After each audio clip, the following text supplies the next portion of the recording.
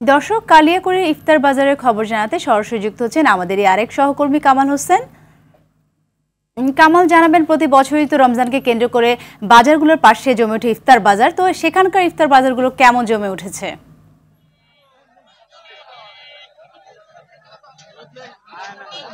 জি সাথী, জানেন যে মাহে রমজান আজকে কিন্তু রমজানের অষ্টম দিন।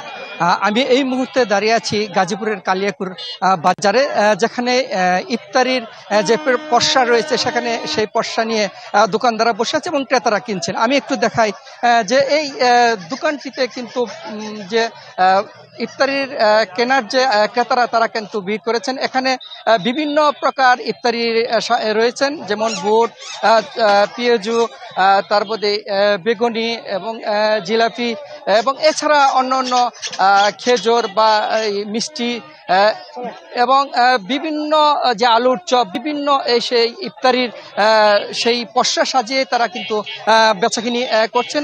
তবে আমি এই মুহূর্তে একটি ক্রেতার কাছে জানবো আসলে এই ইফতারির গতবার যে ইফতারির জিনিস আপনারা ক্রয় করেছেন, এবার বেশি নিচ্ছে আপনাদের?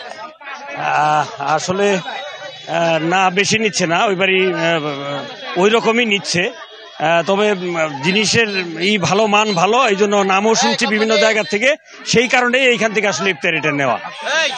সাথী, আপনি যেমনটি ক্রেতার কাছে জানতে পারলেন যে আসলে যে ইফতারির যে পসরা এখানে সাজিয়েছে তারা ক্রেতারা কিনছেন, নিচ্ছেন। তবে আমি বলে রাখি যে এই কালিয়াকৈর বাজারে কিন্তু যে ভোক্তা অধিকার কর্মকর্তা রয়েছে তাদের কিন্তু অভিযানে তেমন চোখে পড়েনি। এই ছিল কালিয়াকৈর থেকে ইফতারির সর্বশেষ খবর। সাথী, ধন্যবাদ আপনাকে।